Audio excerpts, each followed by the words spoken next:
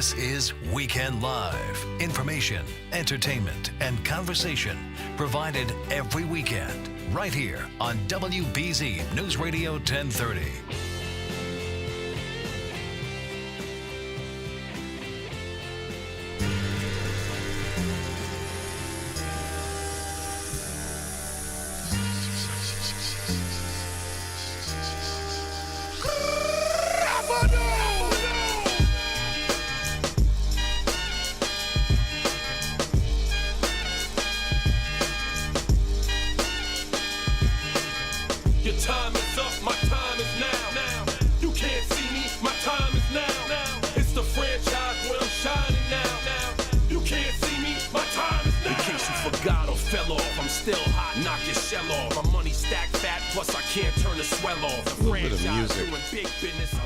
Welcome into the ring, John Cena, who's not here tonight, although he is a Massachusetts boy, John Cena, North Shore, if I'm not mistaken, and that's a good way to start this next 90 minutes of show.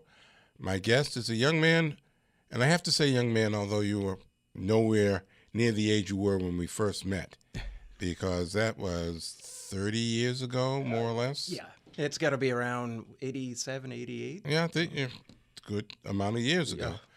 I am talking about Vinnie Carolyn, who's in studio with me and always had a love of wrestling, always had a love of radio, and was able to find a way of mixing the two. And you came up with a show, Wrestle Radio USA. Is that the exact title? Mm-hmm. You've written a book on wrestling. Along with the great Ed Sipkis, who I think is listening right now live in Los Angeles. Hi, Ed. Hello, Ed. He's doing a press junket for the Globe or whatever paper he writes for these days. Okay. But, so we went on the air 25 years ago this upcoming August. Welcome. August of 1992.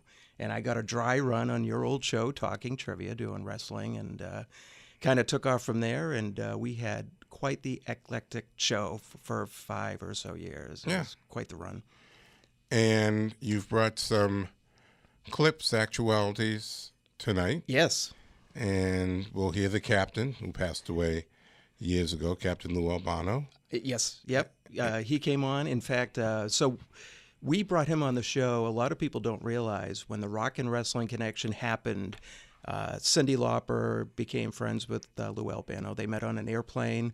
And he did the video for Girls Want to Have Fun, and they had this incredible friendship. So he pitched this idea to her and kind of went from there. And he was the linchpin to get the Rocket Wrestling Connection going. Which was huge in its day. Oh, yeah. 1984, Roddy Piper, Hulk Hogan. I mean, those were the days, man. Now, you found out that we are simulcasting with WCCO 830 in the AM dial out in Minneapolis, St. Paul. Mm-hmm. So I'm assuming you know a little bit about their leagues. Oh, yeah. Because AWA and NWA performers were vying for attention for those wrestling fans. Yep. Chicago, Minnesota, those were the hotbeds, especially for the AWA. Vern Gagne had his foothold in those territories for quite a long time. I vividly remember watching Twin Cities Wrestling on Channel 68 locally. When they had the syndicated show, you had Baron Von Raschke and, of course, Kurt Hennig and Shawn Michaels. Before they became superstars in the WWE, they were superstars in the AWA. So I vividly remember the Rockers, Midnight Rockers as they were known, against Pretty Boy Doug Summers, who just passed, and Playboy Buddy Rose and Sherry Martel. And you had Bruiser Brody and Crusher Blackwell and Leon Baby Bull Power White before he became Vader. And it was just, it was an underrated promotion. I loved watching it on UHF TV back in '86. They were kind of feeling for their personas. Mm-hmm. They hadn't nailed them down yet. Right. But their personas were developing right in front of your eyes. Yes, I would say so. Shawn Michaels started in Mid-South Sports. I think Art Cruz was his first opponent. I vividly remember watching Tempo TV late at night on cable and seeing Mid-South Sports with Jim Ross and Jim Ross, Joel Watts. Bruce Pridgett was the ring announcer. They had Boyd Pierce, and of course Bill Watts was there.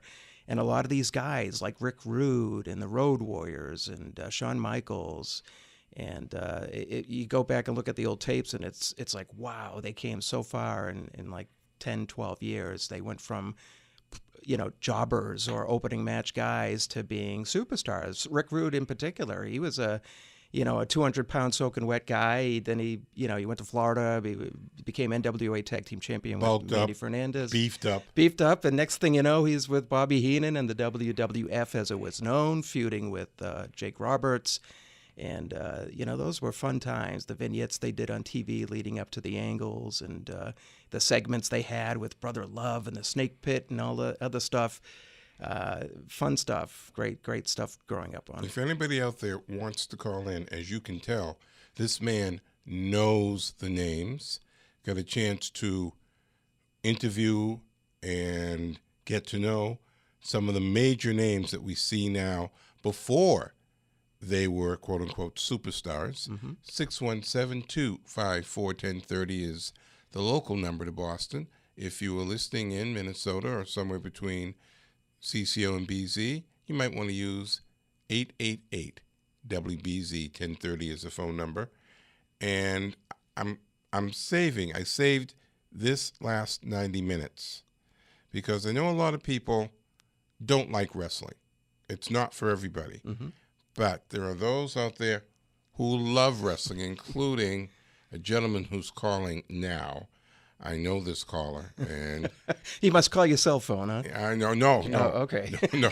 Very few people have my cell phone number. Okay. But he is going to want to talk to you because he called last night. I was on last night as well, and told him he should be prepared for this 90 minutes from 2 to 3:30. And anyone else who wants to participate, ask questions. If you want to do a whatever happened to, I most likely can answer some questions, but Vinny, I guarantee, will be able to answer most questions. And his area of expertise, although he's young, by comparison to me, he can go back into the 60s and 70s. A little bit. I know some names from back then. I would say 83, 84 to 94 is... That would be your strength. Yeah. Right. Yeah, the 60s, 70s, the names. Of course, Bruno kind of was the king of that era and so forth. But from 84 on, from the Rock and Wrestling Connection to especially through the Attitude Era. But I would say 84 to 89 are my best years in terms of focus because Saturdays you would watch World Class Wrestling on Channel 25 and AWA Wrestling on Channel 68 and WWF on Channel 56. And then the NWA at 6:05 on TBS and then 11 o'clock on Channel 27. The Major Leagues of Professional Wrestling. Right. All right. Freddie Miller, be there. Tyrone, you're on hold. We'll come back from a break. We will lead off with you. Anyone else who wants to do what Tyrone is doing, just patiently holding, waiting his turn, 617-254-1030. That's the phone number I want you to use. Time and temperature here on WBZ, 2:15, and the double nickel, 55 degrees.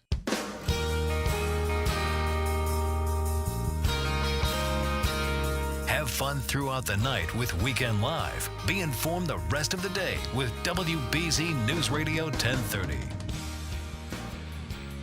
2:18 in the morning, correction, 2:19 in the morning here in the East Coast, 1:19 in the Midwest. Look at Minnesota, Minneapolis, St. Paul, WCCO 830 on the AM dial. I'm Morgan, and you can hear me both there and here. And kind of in the middle, a state called Illinois, where you'll find Tyrone, who is anxiously awaiting this subject. Tyrone, you made it. Wrestle talk. Well, I told you last night, Morgan, I was kind of fat, and maybe I'd slip through, and I did. Well, there's no one else on the line, so have at it and enjoy. I like the old days of wrestling, the 60s and the 70s, and that's where I cut off because that was the high point as far as I was concerned. But I particularly liked knowing what titles wrestlers held here and there. What belts did they hold? That was my main interest. Now, the first question I'm going to ask your guest there, Morgan, what was his name now? Vinny Carolyn. Okay, Vinny, the first question I want to ask you because I'm into the titles. Okay, And Tyrone. I always like to ask this question because I want to see if anybody knows it. And my favorite tag team of all time was the Blackjacks. Lanza and Mulligan. Yep. I want to know exactly what was that belt they held under Bobby Heenan. Well, were they AWA Tag Team Champions? They were never AWA Tag Team Champions. They held this belt when the Crusher and Red Bastien were the AWA Tag Team Champions back in 1971. And so that's why I wanted to know what belt was Mulligan and Lanza holding under Heenan at the time. Was it a Midwest promotion, like a WWA promotion? Either. Yes. Okay. So WWA, it might have been Ed Farhat, who was the Sheik's promotion, or, I think Crutcher or Reggie Lasowski, one of those guys out in the Midwest, had a title. But what was the letters WWA? I believe that that's the most likely. See, I don't exactly have a computer. Morgan knows that. Okay. But what all can you tell me about the WWA, and did they get into Chicago? I think they did. In terms of who promoted that, I cannot off the top of my head say definitively if that was the Sheik, Ed Farhat, or if it was the Crusher. It was one of those guys that did some of the cities, similarly to how you had Phil Zacco and different promoters in the Northeast running different towns for the WWF back in the day. I'll have to look that up and get it to Morgan, and he'll convey that to you. But Okay. yeah, so they had different persons running different cities. Gary Juster was one of the promoters for the NWA who may do Baltimore, and you may have a different promoter down in Florida. But it was all under the NWA banner. As far as the WWA organization, which was more of an outlawed type of group from the 60s, it depended on the city who that promoter would be. Well, I have another similar question like that for you, if you don't mind. Go right Okay. ahead. Where exactly was the NWA headquarters in Texas? The NWA headquarters in Texas. Where exactly? I Got me. Yeah, I don't know. They were based in the Carolinas for so long for Jim Crockett Promotions, and of course they had offices in Florida with Eddie Graham. In terms of Texas, well, of course the Funks were involved in Texas with the NWA board, especially Dory Sr. But specifically what city, I do not know off the top of my head. You got me stumped. I'll have to look into that. Okay. By the way, Morgan. Yes, I'm here. I don't know whether he's still living or not, but I still wanted you to have on Johnny Valiant. Luscious Johnny V, he might be alive. Yeah, because he had such a Morgan was talking about Don Rickles and Dick Shawn and all these harsh comedians last week. Well, Johnny Valiant, he was just as good as both of them. He was a very harsh comedian in addition to being a good wrestler, and I would like Morgan to have him on if he's still living. That's the thing. A lot of these wrestlers pull the earth over them when it's time to retire. So in other words, they go off the radar. You look Exactly. at Jesse Ventura. I don't even know if he's in this country anymore. He went to Mexico for a while. If they want to disappear, they can disappear. Mm-hmm. It's amazing, right? They do the old Whitey Bulger thing. I will.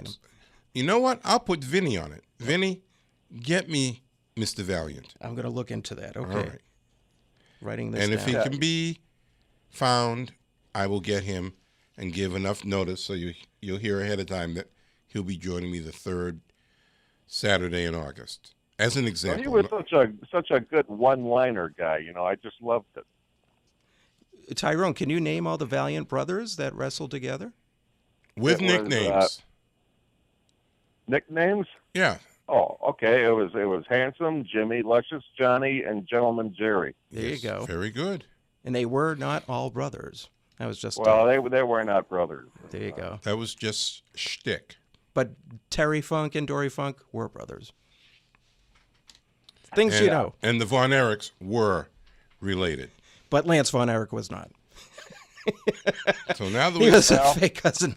now that we've confused you, Well, before the hour is over, I would just like you to see if you could get that WWA answer, and I'll hang up and listen on the radio. And what all can you tell me about the Bob Geigel Central States? Bob Geigel Central States. So that was a part of the NWA for a long period of time. And in fact, Bob Geigel was a figurehead president for the National Wrestling Alliance. And that was Harley Race's territory for a long period of time, the Central States area. They had guys like, I think Bobo Brazil was there, and Bulldog Bob Brown, who was, he would be a jobber in one territory, but a headliner there. A lot of guys from the NWA went to Central States to kind of get groomed. It was almost like NXT with the WWE today. So guys like Sam Houston and the Mod Squad and some of those guys who would be jobbers with Jim Crockett Promotions, they would go to Central States Wrestling and learn the trade. So once they went back, they were at least decent performers. Tyrone, you see Vinny knows his stuff. Maybe not with the depth that you're looking for, but he does know his stuff. Yeah, I know he does. By the way, Vinny, do you know David Meltzer by any chance? I have met Dave several times. A very nice person, and I occasionally listen to his podcast. Maybe he's listening right now. I'm not sure if he is. Well, Hi, Dave. I called Dave, but he don't answer his phone. He never answers his phone when I call him. He always is on that answering machine. Or maybe he knows it's you. He's, All right, he's screening calls. Tyrone, let me let you go. Okay, thanks, Morgan. You're very welcome. I know Tyrone's been waiting for me to have this type of show with a person who has the depth of knowledge that you do. Well, I'm glad we helped him out a little bit there. And I'm going to go to Minnesota and take a caller who I've become not friends, but more than just an acquaintance with, Rusty. Rusty, welcome. Thank you. Morgan, it's awful nice to talk to you. Well, it's nice to speak with you, too. And I've been a wrestling fan since I was about 6 years old, so we're making that 60-plus years. That's a commitment to the art of wrestling. Pardon me? That's a commitment, is what Morgan is saying. Yes. And Thank you. what I enjoyed, especially years ago, as much as the matches themselves, were the TV coverage with the announcers who were showmen of their own. Yes, they were. In this area, Mean Gene Okerlund, there was Marty O'Neill. Well, Mean Gene Okerlund came from NWA? He was in the AWA, AWA. wrestling. So when Vince Okay. poached the AWA, he took Dr. D, David Schultz, he took Hogan, he took Mean Gene, and maybe one or two others. But Yeah. he was, regarded as one of the best commercial voices in wrestling. And, of course, he's retired now, but he is a legitimate Hall of Famer. I mean, he's the real deal. And, it was Jesse Ventura that gave him the nickname Mean Gene Okerlund. Yeah. And, yes, Hulk Hogan wrestled here in the very early 80s Mm-hmm. when he was just barely getting started. He's had several names, yep. And where I got a small connection, one of my neighbors down the street was because Vern's passed away, but Vern Gagne's niece. In fact, she worked in the office of the AWA, which was here in town. Okay. And very interesting a few times she supplied us with some tickets to some of the matches. Mm-hmm. And we would sit with the families of the wrestlers. And you got a whole different perspective of what was going on. Yep. When you're sitting there. Absolutely. The camera doesn't capture everything. Being ringside, the ambiance of just seeing, people going over the ropes, falling to the ground, you can only see so much on television. Being there live is just an incredible experience. Yeah. It's like you don't want to see the camera angle shooting into the magician doing the levitation trick. You don't need to Right. see that. Yep. Absolutely. And I go back with also some of the names when I was really young. Tiny Mills, Mm-hmm. Farmer Marlin, Gorgeous George. Oh, yeah. Now there was a character. Well, he's the name that transcended wrestling because he became a national figure. Yeah, he used television as a medium to get himself over. In fact, there was a guy before him, Lord Lansdowne, that did it probably better, but George popularized the genre. So, All right, now I got to stop you here. yep. Rusty, you want to hold, or should we say goodbye real quick? I can hold. If All right, it's we'll put you okay on with hold. Here's CBS News.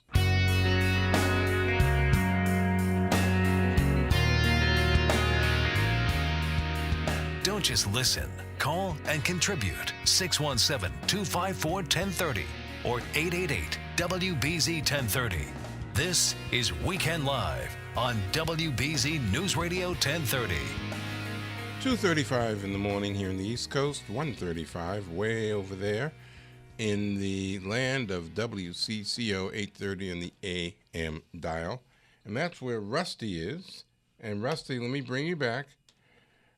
We didn't finish our conversation, so we held you through the break. So, Thank Rusty, pick up where you left off. Well, I was just kind of reminiscing about some of the old wrestlers and the announcers. And there was one before Marty O'Neill, and I'm trying to think. All I can tell you, his first name was Roger. There was a Roger Kent in the That's AWAD. Okay. That's it. And unfortunately, he just passed away a couple of years ago. Mm-hmm. But he was very good, very good. He was another AWA voice that went over Correct. to the WWF. Yep. There was Roger Kent, Rod Trongard, Ken Resnick, a lot of those Rod guys. Trongard, Yep. yes. In fact, sometime between now and 3:30, I'm going to play a segment from the one and only Mr. Gordon Soley talking about his disdain for Dennis James because Dennis James tried to do pro wrestling announcing and didn't quite have the chops for it. And Gordon will explain that. So that's a tease coming up. Okay. All right, anything Well, else, Rusty? just one more away from wrestling. Enjoy your trip coming up. I will. And I appreciate the notice. Next time. Well, I've been going once a year. Vinny knows me from the days when I would go 2, 3, 4 times a year. Mm-hmm.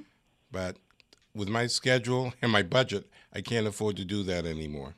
You got to win this time, and you could go back more. Well, I might. You know what? What an interesting concept. I'll look into that. There you go. Rusty, All thank right. you for the call. Thank you very much. Good night. Bye-bye. Now. There goes Rusty. Anyone else who wants to join? We've got enough stuff to do with clips that Vinny has brought with him. I can honestly say, without the phone calls, we can last easily till 3:30. But I also want to incorporate you former or current wrestling fans out there. Some of you, I'm sure, glue yourself to the TV every Monday and Tuesday for Raw and SmackDown, and maybe remember waking up early on Saturday morning to watch this station or that station who gave you WWF wrestling or AWA or NWA, and pick your poison. So, Vinny, add 617 to that phone number. 254-1030. Or 888-WBZ 1030. Now, you did bring some sound, so what are we going to hear first? All right, so this first clip with Lou Albano, this was him discussing his friendship with Cyndi Lauper and how the rock and wrestling connection came to be. And he has an interesting take on it, and he's a funny guy. Most people who remember Lou Albano remember that crazy, charismatic persona.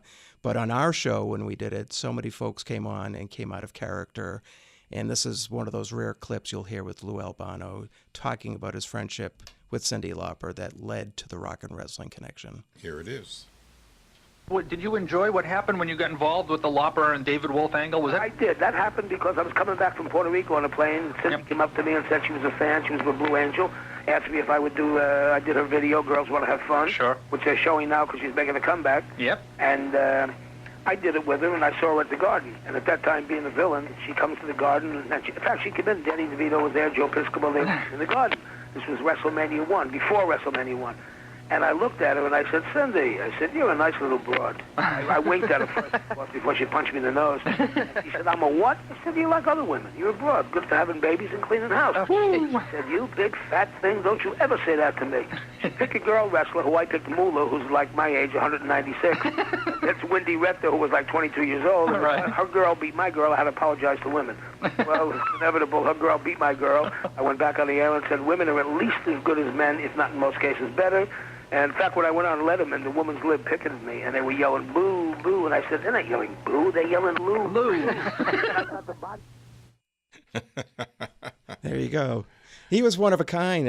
He was talking about, if you were to hear the whole interview, talking about knowing the piano for some segments he did on TNT. I think one of the songs he did was La Vie en Rose. And Ed had asked him about that, and he said, I practice it. I think his mother was a trained pianist, but it was just a very interesting look at his persona out of character and what he went through as the Untouchables and some of the other stuff he did before the Rock and Wrestling Connection. And I'm going to give you an anecdote I remember. Then we'll go back to the phones. Bill and Glenn, be patient, please. I'm at the Garden, and I cannot remember who Lou Albano was fighting. Now, he rarely, after his days with Tony Altomori, got into the ring. He was the manager. He would do the dastardly things, hit and run while you weren't looking. But he fought somebody. Now, today, you see wrestlers in all sorts of standard get-ups. Pants, jeans. He wore cutoffs. Now, in cutoffs, you have pockets. And the referee didn't check those pockets. The referee didn't check the pockets. He had, allegedly, brass knuckles in his pocket. Oh, boy. So he used it on, I'll say Strongbow. Okay. I don't remember if it was Jay Strongbow or not. But he used it on Strongbow. And the referee came over to check him. He put them back in his pocket. And the referee couldn't find them. Right. And you've got 15,000 people yelling, check his pockets, check his pockets. And Albano was turning to the crowd, no, shaking his hand, no, not me, not me. Yeah, that was Lou Albano. Right. All right. He was one of a kind. Let's go to Boston and speak to Bill. Bill. Yes. Hi. Welcome to BZ. Thank and you. CCO. I'm just going to go back to, this is probably the 60s or earlier, when they used to broadcast on Saturday afternoon matches from BZ Studio. Yes, they did do that back in the day. And that was when you had like Edouard Compartier and Vern Gagne and Killer Kowalski and so forth. Do you happen to remember who was the promoter? I think it was a New England promoter that had them at that time. I'm going to say this name for the second time in an hour. I think it was Abe Ford. Could have been. Yeah, he was a Boston promoter. Yeah, I think you're right. That sounds right. And you know who would know if he is listening right now? Mel Simons would know, because Mel worked with Killer Kowalski, because Killer, like the other wrestlers you mentioned on the AWA and NWA, some of the wrestlers promoted as well as wrestled. And Killer Kowalski promoted in this area as well as wrestle. And I don't know if Mel is listening, but Mel, if you're listening, you want to call in and talk about way back in the day where BZ would broadcast wrestling on the radio. No. This was on television. Well, they had both. A TV presence and a radio presence. But the matches actually took place in a relatively small ring at WBZ. Okay, that's why I need Mel to call in, because I'm out of my element here. And there was the announcer I remember was a man named Sam Menica, and he was the one that would do the announcing, and they would promote the wrestling matches, at the Garden, and also I think around New England. Okay. And but it was at that time it was a very popular show on Saturday afternoons. I don't know whether it was an hour and a half. Probably an hour. Yeah, but no, that. And Killer Kowalski was the big name. But even then, I think that's when you had Haystack Calhoun and from Morgan's Corner, Arkansas. Oh, really? The only reason I remember that is because it's my name. Oh, okay. He's making it up, no. But anyway, yeah, hopefully Mel can bring us up to date on that. All right, Mel, if you're listening, you know the number. Give us a call. Thank you. And Bill, thank you for taking the time to call. And before we get to Glenn in Minnesota, I think it's time to take a break. So I'm going to take a break. If you want to call in, we only have 45 minutes left to this show. 617-254-1030 or 888-929-1030 will get you through. We are here in Boston at WBZ. Some of you are listening out there in Minneapolis, St. Paul on WCCO, 830 on the AM dial. That's where Glenn, I am sure, is listening to us because he will be next. Glenn from Minnesota. Time and temperature here on WBZ, 45 minutes after the hour. Temperature, the double nickel, 55 degrees.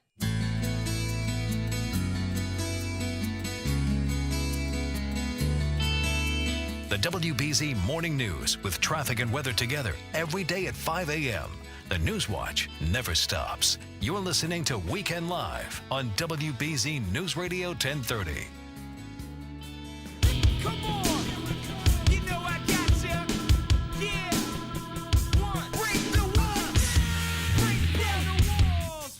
Put down the what you want. Baby, you know that you and you're free. Baby, when I got this life from Philly. Bring it to the stage in the rage of the beat. Step into your window and break the wall now. Step into your window and break the wall now. Y2J. He's still around.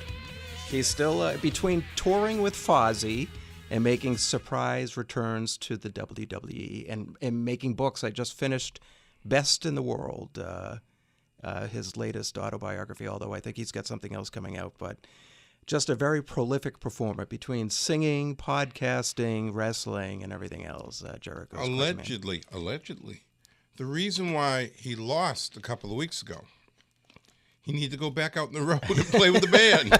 And you can't hold a belt and be away from the TV cameras. Right. That's the alleged truth.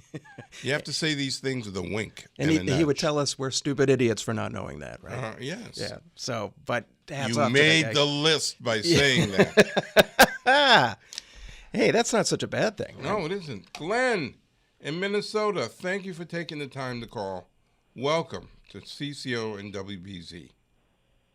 Well, you woke me up from my deep sleep. It must have been the subject of wrestling that caused me to want to turn on the station here. But well, there you go. You bring up an interesting subject. It goes way back. I'm a farm boy. I grew up in a small town south of the Twin Cities. And whenever, every Saturday night when my dad would come in from doing the chores, he'd tell me to get out of his favorite chair, and he said, turn on Lawrence Welk. And once Lawrence Welk was over, All-Star Wrestling came on. Now, that's a Saturday night to be envious. You better believe it. And I tell you what, as a family, we all watched it, and we were all enthused and excited. Finally, I think I was like a junior or senior in 1959, 1960. I built up enough courage, and I said, Dad, and his father, my grandfather, used to watch it too, and he was up in his 80s, and I says, guys, how about if we go to one of these matches once in St. Paul? Oh, gosh, I don't know. That's pretty far ways. I don't know if we should. And I said, come on. We're all so interested in this. I think we should go up there. And at that time, the main event, and of course, you know, they played that every week, at the main event, Wally Carbo would come on and he'd say, we're going to disqualify so-and-so. We're going to have a rematch next week. Come and see us at the St. Paul Auditorium. So we went up there, and as a farm boy, I didn't know these one-way streets, and I had a bunch of cars honking on me. I was driving the wrong way on the one-way street because I was so excited about finding the auditorium. And that night, it was Vern Gagne, Butch Levy against the Russians, Ivan and Carol Kamelkov. Yep. Quality entertainment. Between that and Lawrence Welk's Bubbles, you can't go wrong, right? Where did the Russians... I want to know... I called Vern Gagne when he was still alive, and we chatted, and, of course, we kind of had it in because he was a farm boy and I was a farm boy, so then all of a sudden he got excited, and then we visited for a long time, and I tried to get it out of him. I said, were those guys actually from Russia? And he claims they were. He claimed that they couldn't even speak much English. You guys know if that was true? Well, I think Nikolai Volkov, if we're talking Russians, was more Polish. Josip Peruzik, I think his name was. I believe he was a Polish man. I think he was one of the Mongols, too. I don't think Alexis Smirnov, I don't think, was really Russian. Boris Zhukov was Jim Parnell, I think. He did the U.S. traitor gimmick, and of course Crusher Khrushchev was Barry Darsow, one of the Demolition and Repo Man and 5,000 other gimmicks. Glenn, I'm going to tell you something. Wrestlers back in those days, you said 1959, 1960, they would rather die than let you peek behind that curtain. Yes. They would not reveal anything about themselves, their alleged friends, their alleged opponents. They kept that curtain pulled tight and would not let you know the littlest thing that gave you knowledge of what they're really doing. So I'll tell you right now, were they really Russians? Of course they were. They were from Mother Russia. They were directly from Moscow. And how dare you even insinuate that that wasn't a fact? Well, I tell you what, that I don't know of anybody that did a better job of marketing the product than that Wally Carbo, because he was so into it. He was so intense. He made you feel like this was so serious, and this was the biggest thing going on in the world at that time, that I tell you, he got us excited, and we got up there. And I never gave it any thought about, that they allowed smoking and drinking and what have you in these auditoriums. And these wrestlers, when you think back about it, how they had to wrestle under those conditions, it's no wonder some of them didn't get lung cancer or something of that nature, because of it was almost like a low-flying cloud when we got in there with all the cigar smoke. It's the same thing if you went to a Minnesota North Stars game or a Boston Celtics game or the Knicks playing in Madison Square Garden. There was a blue haze of all the smoke that took over the various venues before they stopped public smoking. Yeah. And that was the way it was. I'm going to throw a few other names out. Right, real quick, because I'm almost to the top of the hour. Go ahead. Okay. I also remember that there was a lot of talk about the Balajan brothers, Paul and Tony. And if I remember right, another marketing ploy going on back then was, I think it was Paul that had the distinction of being hooked up to a train locomotive and being able to pull it enough that it started to roll. Can either one of you remember anything like that? I've seen strongman gimmicks done. Yes. I don't remember with that particular individual. There were all sorts of gimmicks of how powerful wrestlers were. One of the famous ones about Pepper Gomez jumping from a step ladder, landing with both feet on his partner's stomach. Just this month, you had Braun Strowman allegedly flipping over an ambulance where Roman Reigns was beaten to a pulp, allegedly, that he was able to flip over an ambulance.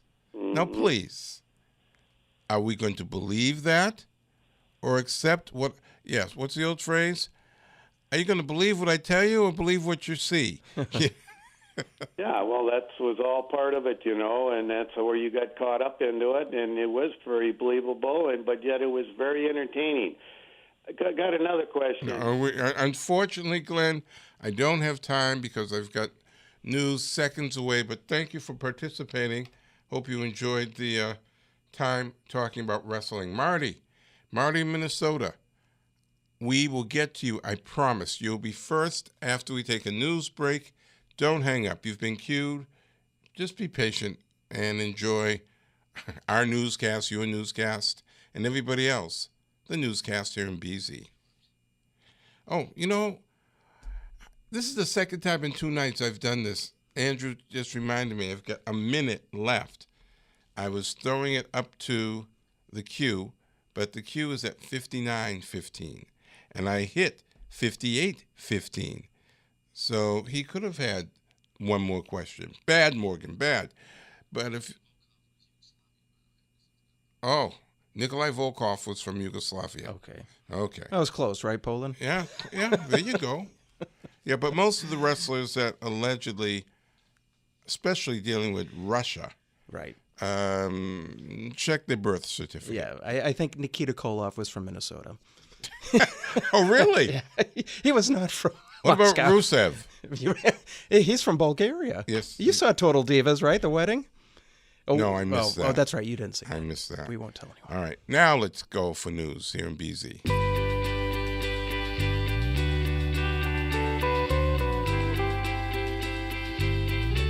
This is Weekend Live. Information, entertainment, and conversation provided every weekend right here on WBZ News Radio 1030.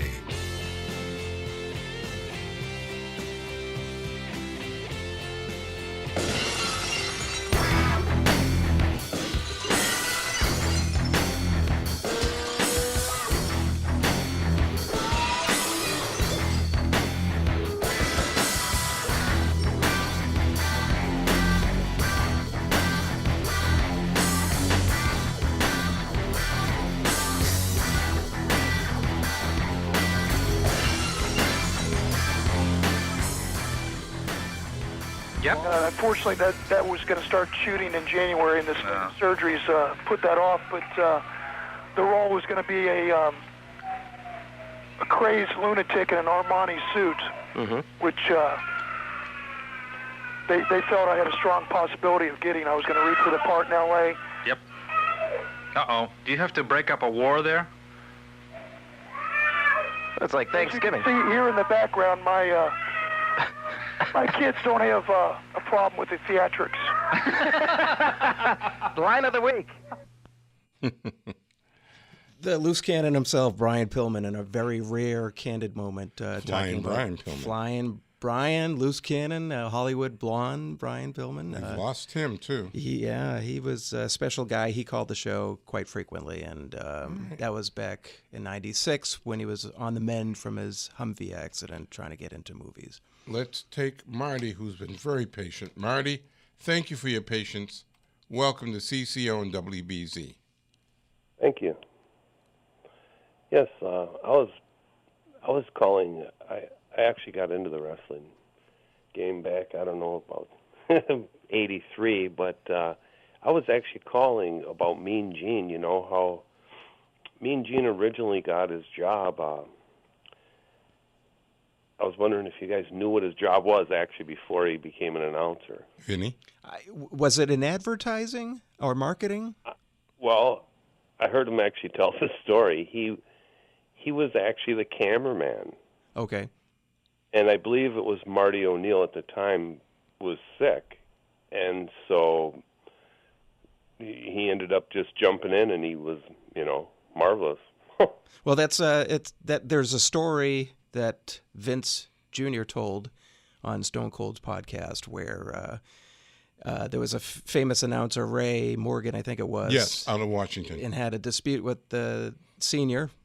And Ray went on his way, and Vince Jr. took over and did commentary with Arnold Skoland. And it took off. Yeah, he went from there. So it sounds like it's a similar story if that's how that happened with Okerlund.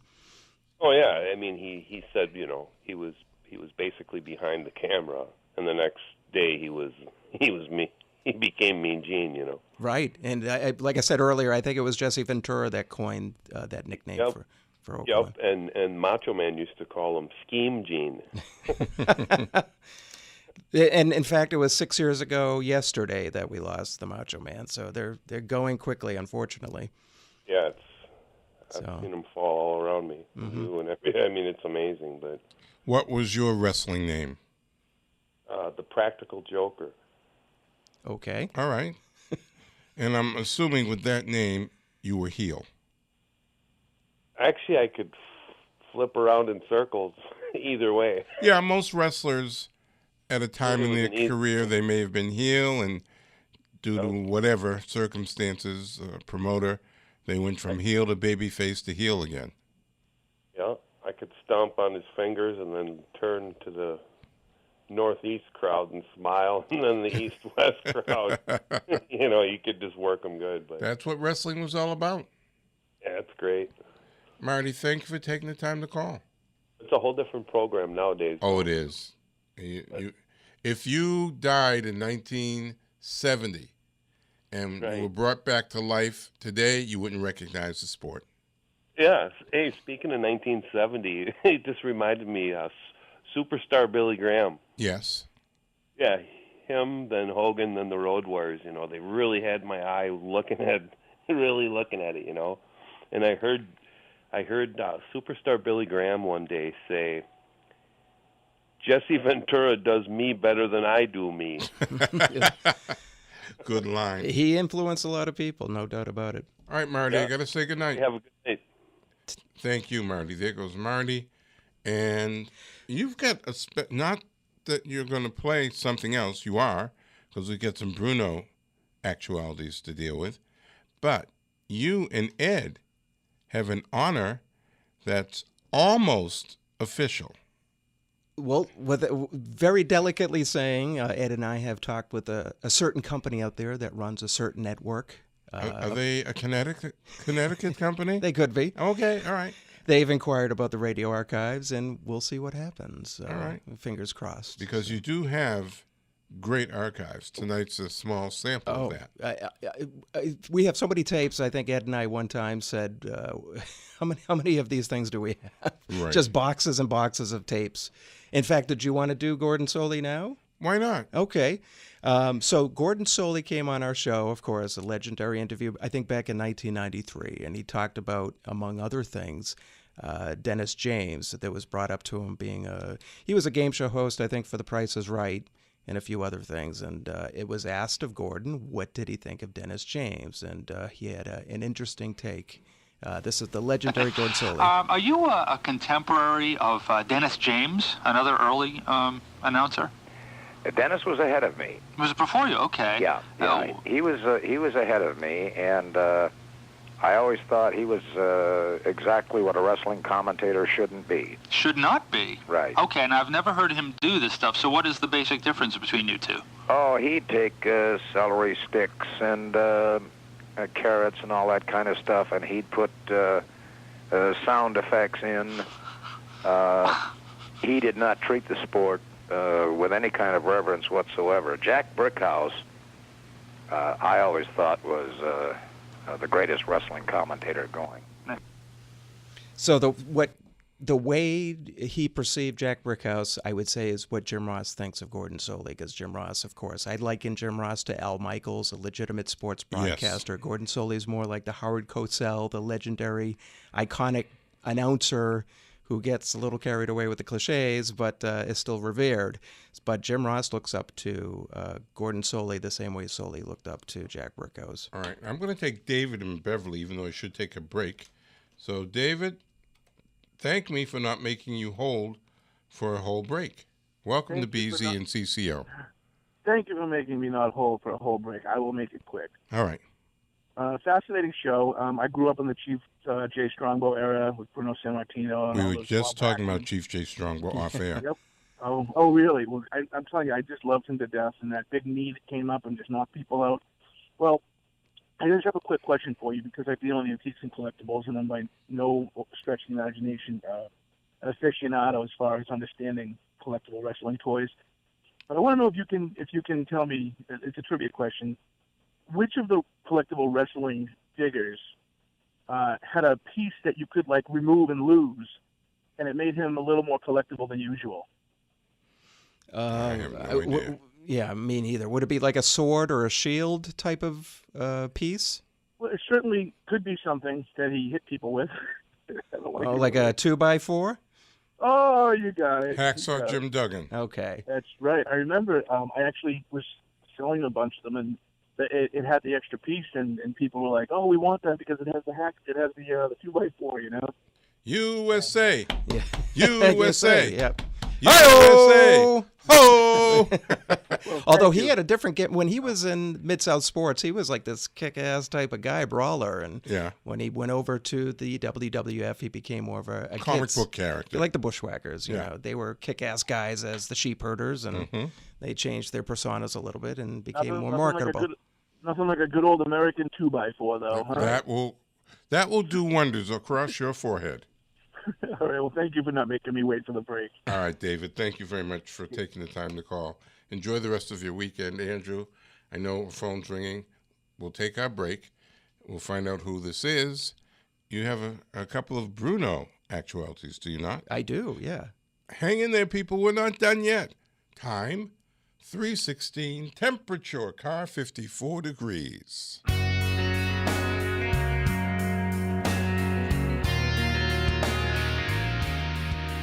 Don't just listen.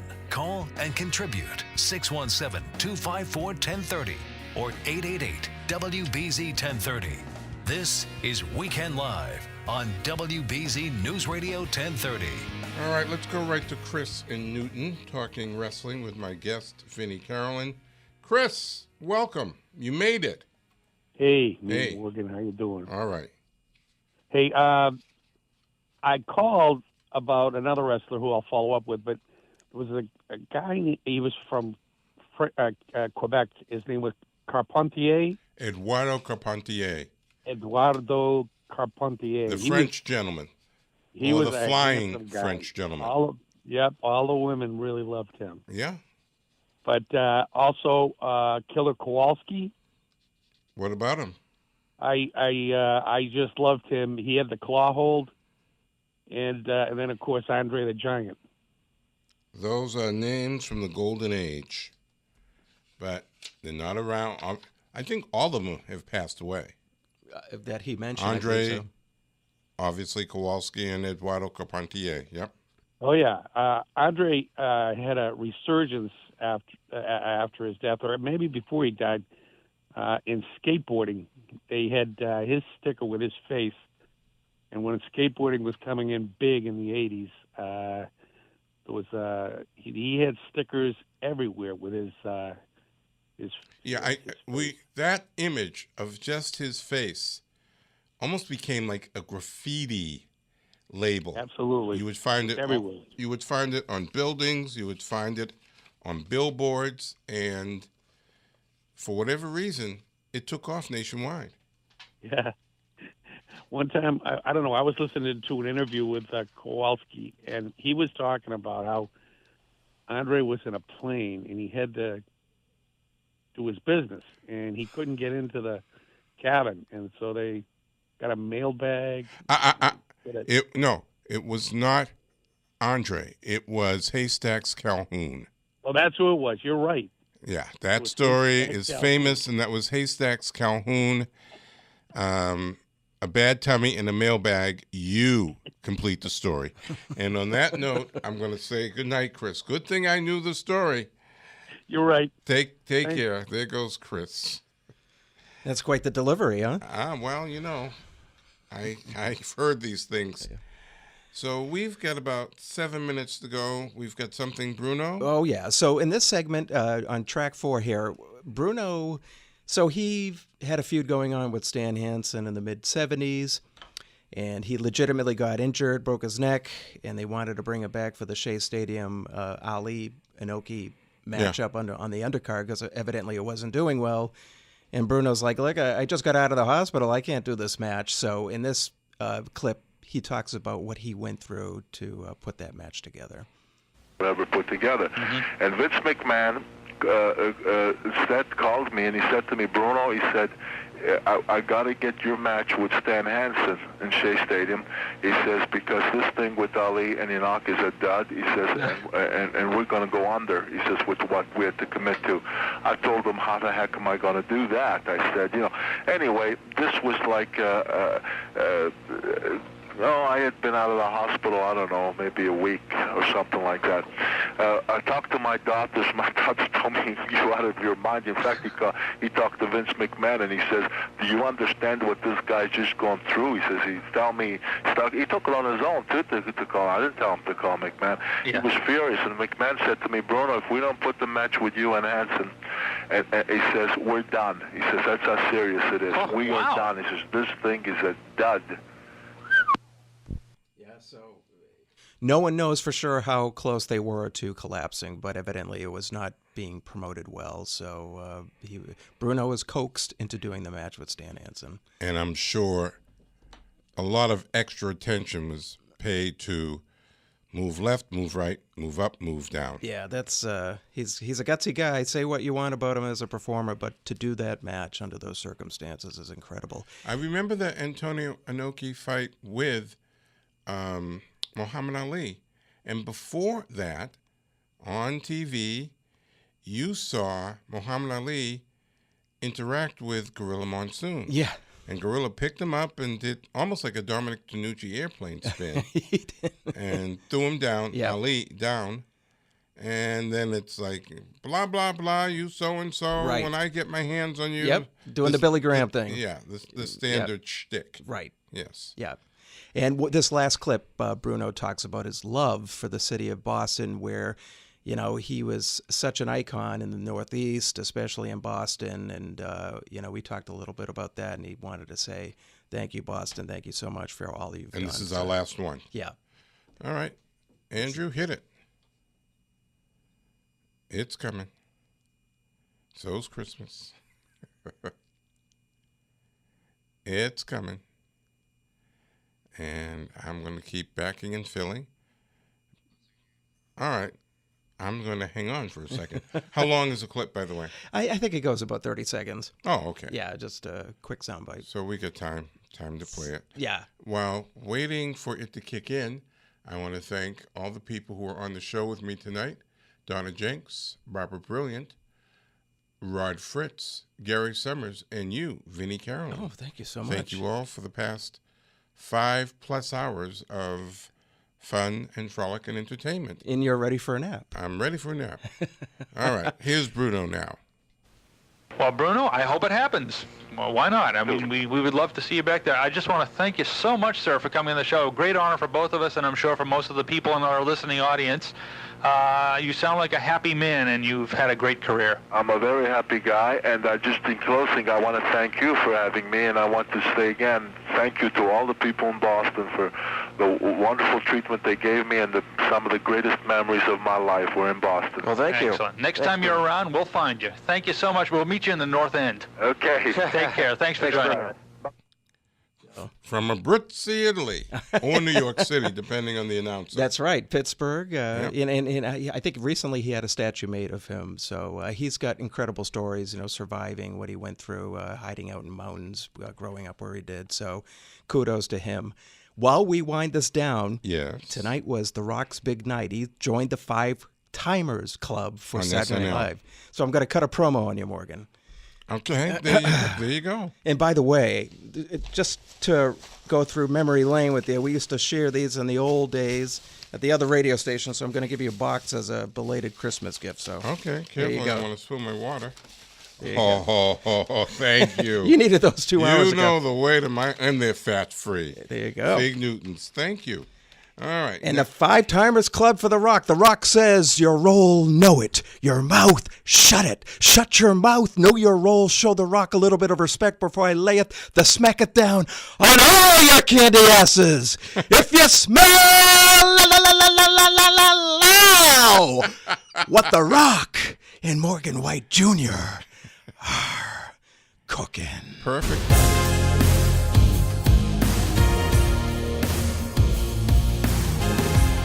This might be the perfect time for me to say, Andrew, thank you. Excellent show. Bye, Boston.